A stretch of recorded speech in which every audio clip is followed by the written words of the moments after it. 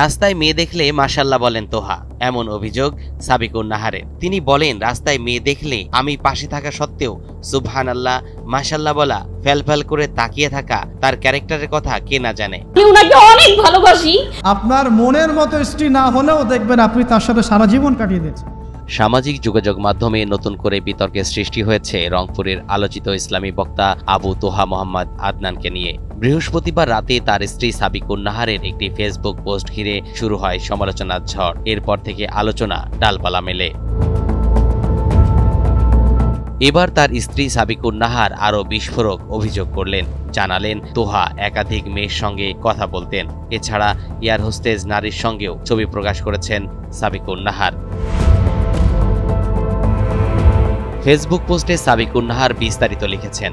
তিনি পোস্টে লিখেন, ভক্তগণ, আমাকে যে অপরাধী সাব্যস্ত করতে আমার অতীত জীবনে ছেড়ে আসা ভুল, অন্যায়, কলঙ্ক যাই বলি না কেন সামনে এনে একজন বর্তমান অপরাধীকে নিষ্কলুষ বানাচ্ছেন, এটা কি আহকামুল হাকিমের কাঠগড়ায় আদৌ মার্জনীয়? ডাবল ধামাকা অফার, ওয়ালটন ল্যাপটপ পাওয়া যাচ্ছে নতুন ছাড়কৃত মূল্যে। আপনারা তো আমার অতীতের পবিত্রতা দ্বারা তার বর্তমান অপবিত্রতাকে ঢাকতে চাচ্ছেন, তবে সত্যের প্রভাব তো দুর্দমনীয়, উপরে যাই বলা হোক না কেন। তিনি বলেন, ভক্তরা বলছেন 3 থেকে 4টি আরো বিয়ে করবে, সমস্যা কোথায়? আপনাদের কাছে আমার প্রশ্ন, কত মেয়ের সাথে তিনি কথা বলবেন? কত মেয়ের ছবি নেবেন?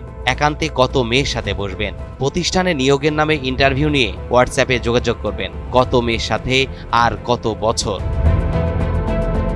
অতঃপর সুলাসা রুবাইয়ার দাবি থেকে এ যোগাযোগ, অনুভূতির আদান প্রদান থেকে হারাম হবে। কত বছর পর, কত মেয়ের সাথে সময় কাটানোর পর।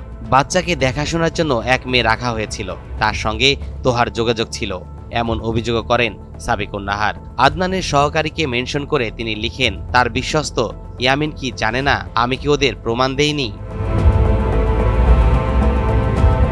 মেয়েটার পিক চেয়ে নিল, তার প্রশংসা করলো, নিজ চোখেই দেখলাম, এবং আবার বিয়ে করতে কেমন পাত্র চায় জিজ্ঞেস করলো।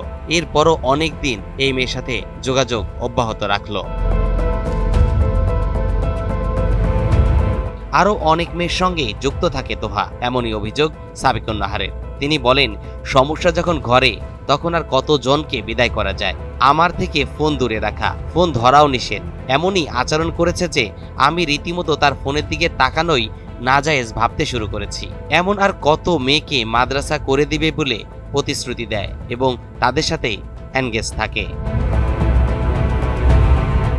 অনলাইনে এসব বলার বিষয়ে সাবিকুন নাহার বলেন, আমি কেন প্ল্যাটফর্মে এগুলো বললাম?